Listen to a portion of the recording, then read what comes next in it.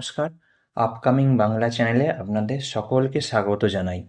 আপনারা সকলেই জানেন সমস্ত শিক্ষকদের জন্য বাধ্যতামূলক নিষ্ঠা কোর্সের পুরো সিরিজ আপনাদের প্রিয় এই আপকামিং বাংলা চ্যানেলে চলছে। আজকে আমি আপনাদের নিষ্ঠা ইসিসিই ইংলিশের ফর্মেটিভ অ্যাসেসমেন্ট 6-এর লাইভ পরীক্ষাটা দিয়ে দেখাবো। এর আগে আপনারা নিষ্ঠা ইসিসিই ইংলিশের ফর্মেটিভ অ্যাসেসমেন্ট 1, 2, 3, 4, 5 এই 5টা পরীক্ষার প্রশ্ন উত্তরের ভিডিও পেয়েছেন। আজকে ফর্মেটিভ অ্যাসেসমেন্ট 6-এর প্রশ্ন উত্তরের ভিডিও পাবেন। এই নিষ্ঠা ইসিসিই কোর্সটা কিন্তু শুধুমাত্র অঙ্গনওয়াড়ি ও প্রাইমারি শিক্ষকদের জন্য। এছাড়াও অন্যান্য শিক্ষকরা নিষ্ঠার কোনো কোর্সের প্রশ্ন উত্তর চাইলে আপনারা ফার্স্ট পিন কমেন্টের লিঙ্কে ক্লিক করবেন, তাহলে আপনারা নিষ্ঠা প্লেলিস্টে গিয়ে অন্যান্য কোর্সেরও প্রশ্ন উত্তর দেখতে পাবেন। তাহলে চলুন আজকের ভিডিওটা শুরু করা যাক। দেখুন, আমি নিষ্ঠা ইসিসিই ইংলিশের মডিউল 6টা কমপ্লিট করে নিয়েছি। আপনারা দেখতেই পাচ্ছেন প্রত্যেকটা অবজেক্টিভের পাশেই আমার টিকমার্ক দেওয়া আছে। এবারে আমি একদম লাস্টে চলে যাচ্ছি। দেখুন, একদম লাস্টে ফর্মেটিভ অ্যাসেসমেন্ট 6 সেটা 0% দেখাচ্ছে, অর্থাৎ এটা আমি একবারও ট্রাই করিনি। চলুন এটা আমি আপনাদের সামনে ফার্স্ট টাইম অ্যাটেম্প্ট দিয়ে দেখিয়ে দিই। আমি তাহলে ফর্মেটিভ অ্যাসেসমেন্ট 6 এটায় ক্লিক করে নিচ্ছি। এবারে দেখুন, এখানে অ্যাটেম্পটস অ্যালাউড 3 দেখাচ্ছে, অর্থাৎ আমার 3টে অ্যাটেম্প্ট আমি নিতে পারবো। আর এখানে 10টা কোশ্চেন থাকবে, 10টার মধ্যে 5টা কোশ্চেনের সঠিক অ্যান্সার দিতে হবে। দিলে এই ফর্মেটিভ অ্যাসেসমেন্ট 6টা আমি ক্লিয়ার করতে পারবো। তাহলে চলুন আমি স্টার্ট অ্যাসেসমেন্টে ক্লিক করে নিচ্ছি।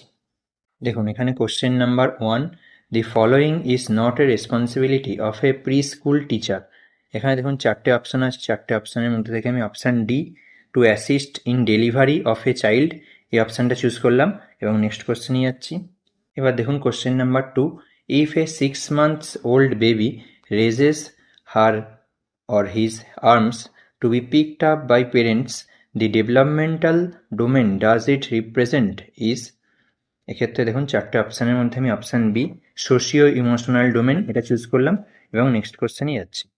এবার দেখুন question number 3, if a child is unable to have head control and has difficulty in grasping, clapping and reaching out to object, then the child might have?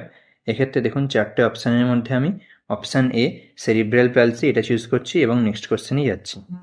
এবার দেখুন question number 4, the following skill is related to socio emotional domain. এক্ষেত্রে দেখুন 4টে অপশানের মধ্যে আমি option D, expressing feelings, এটা choose করছি এবং নেক্সট কোশ্চেনেই যাচ্ছি। Question number 5, babies give a social smile at, এখান থেকে দেখুন 4টে অপশানের মধ্যে আমি অপশান বি, 3 to 4 months, এটা চুজ করছি এবং নেক্সট কোশ্চেনেই যাচ্ছি। এবার দেখুন কোশ্চেন নাম্বার 6, ডিসেবিলিটি ইজ, এখান থেকে দেখুন 4টে অপশানের মধ্যে আমি option B, not curable but manageable, এটা চুজ করছি এবং নেক্সট কোশ্চেনেই যাচ্ছি। এবার দেখুন question number 7, the following TLM is accessible to children with blindness. এক্ষেত্রে দেখুন 4টে অপশানের মধ্যে আমি option D, puzzle pieces with different textures and shapes, এটা চুজ করছি এবং নেক্সট কোশ্চেনেই যাচ্ছি। এবার দেখুন question number 8, the behaviours and skills that develop at a particular age and in a predictable manner are known as? এক্ষেত্রে দেখুন 4টে অপশানের মধ্যে আমি অপশান বি, ডেভেলপমেন্টাল মাইলস্টোনস, এটা চুজ করছি এবং নেক্সট কোশ্চেনেই যাচ্ছি। এবার দেখুন question number 9, the following disability may not be noticed early by parents.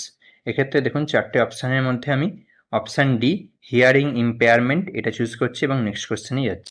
এবার দেখুন কোশ্চেন নাম্বার 10, এটাই last question, development in children is said to be. এক্ষেত্রে দেখুন 4টে অপশানের মধ্যে আমি অপশান বি, প্রেডিক্টেবল, এটা চুজ করলাম এবং রিভিউ অ্যান্ড সাবমিটে ক্লিক করে নিচ্ছি। এখানে দেখুন সামারি অফ অ্যাটেম্প্ট দেখাচ্ছে, অর্থাৎ আমি কতগুলো কোশ্চেন অ্যাটেম্প্ট করেছি সবগুলোর পাশেই অ্যাটেম্প্টেড লেখা দেখতে পাওয়া যাচ্ছে। তাহলে আমি ফাইনাল সাবমিটে ক্লিক করে নিচ্ছি।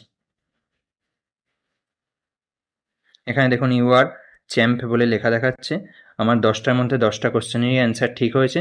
তাহলে আমি এই ফর্মেটিভ অ্যাসেসমেন্ট 6টা ফুল মার্কস স্কোর করে ক্লিয়ার করে নিলাম। এরপরে আমি আপনাদের নিষ্ঠা ইসিসিই ইংলিশের ফাইনাল অ্যাসেসমেন্ট যেটা, সেই ফাইনাল সামেটিভ অ্যাসেসমেন্টের প্রশ্ন উত্তর নিয়ে ফিরে আসছি। ভিডিওটা উপকারী মনে হলে চ্যানেলটি অবশ্যই সাবস্ক্রাইব করুন এবং আপনার বন্ধুদের সাথে ভিডিওটি শেয়ার করুন।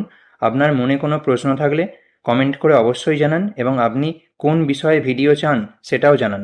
ধন্যবাদ, দেখা হচ্ছে পরের ভিডিওতে। ভালো থাকবেন।